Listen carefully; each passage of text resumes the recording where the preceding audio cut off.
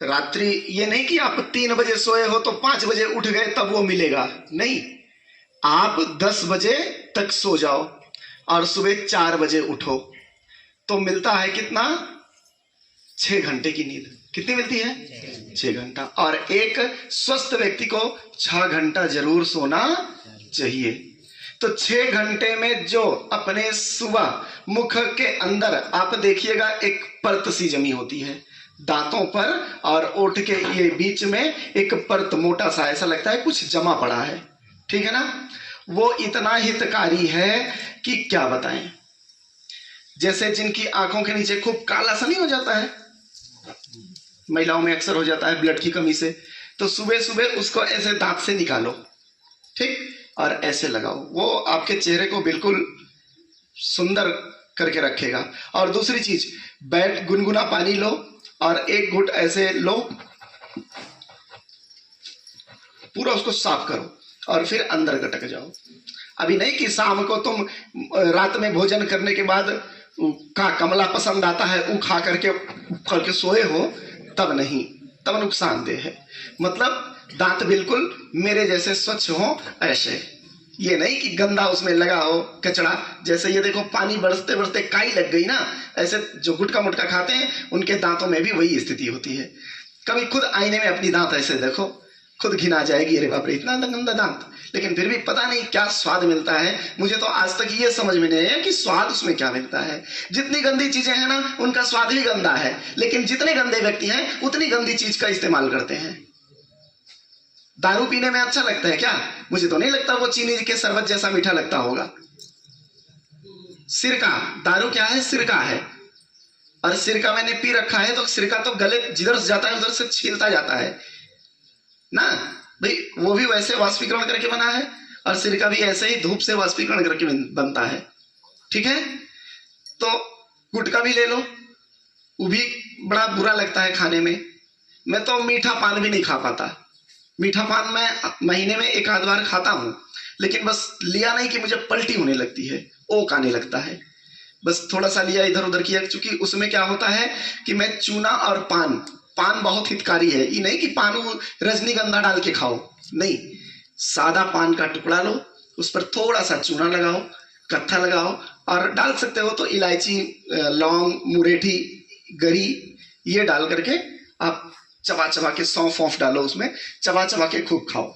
उससे क्या होगा, आपका लार जो है वो बनने में सहायक होता है। और सबसे बड़ी चीज, पान में भी कैल्शियम पाया जाता है और चूना तो कैल्शियम है ही, है ना।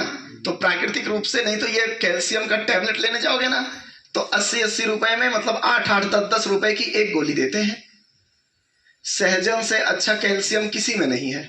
100% कैल्शियम सहजन में है। आप सहजन का समय जब आता है तो दाल में खाओ, सब्जी में खाओ, ऐसे ही पानी में बॉयल करके पी जाओ, आपको वर्ष भर कैल्शियम की कमी नहीं होगी। और कैल्शियम की कमी से ना हड्डियां कमजोर होती हैं, इसमें पैरों में फटनी, हाथ में फटनी, कमर में दर्द, ये सब कैल्शियम की कमी से है।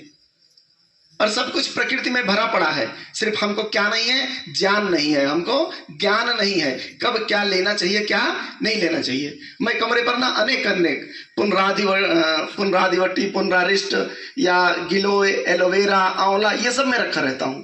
तो ये लोग कहते हैं कि तुम कैसे योगी हो कि इतनी दवा खाते हो। अब इनको क्या पता वो क्या चीज है। गिलोय अमृत है, उसका नाम अमृता है, वेद में गिलोय का नाम अमृता है।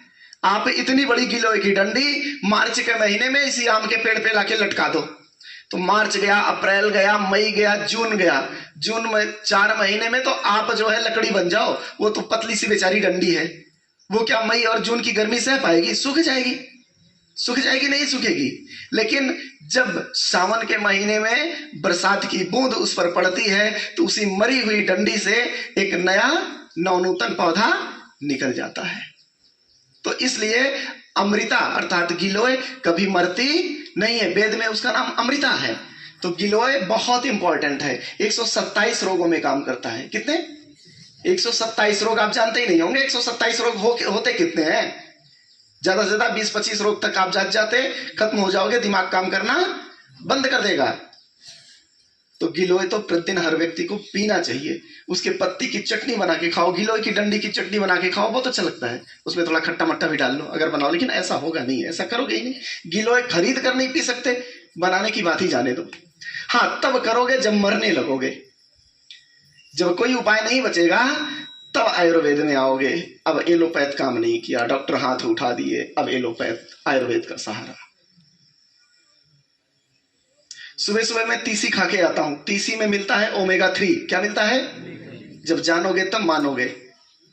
अब ओमेगा 3 क्या होता है, जितने इसमें बच्चे होंगे उनको यही नहीं पता ओमेगा 3 क्या काम करता है ना, नहीं पता, क्योंकि सब लिखे पढ़े हो। पढ़े लिखे होते तो शायद अच्छी बात आती। सब लिखे पढ़े हो, किसी ने कोई चीज लिख दिया, उसी को हमने उतार लिया, बस इतनी सी आपकी बुद्धि है। कभी आपने अपने दिमाग का इस्तेमाल नहीं किया। अब तो अगर अभी 5-7 अंक का जोड़ दे दिया जाए ना, तो कैलकुलेटर मोबाइल से ही निकाल करके जोड़ोगे। स्वयं में दिमाग है नहीं कि इसको कैसे जोड़ सकूं। ठीक है ना? तो थोड़ा सा अपने दिमाग को मोबाइल की तरफ से हटा करके अच्छी तरफ लगाओ, भजन में लगाओ, सब में लगाओ। चलो, ये हो गया प्लानवी प्राणायाम। ठीक है ना? प्लानवी प्राणायाम के बाद आता है, क्या लिखा है, मूर्छा प्राणायाम, है ना?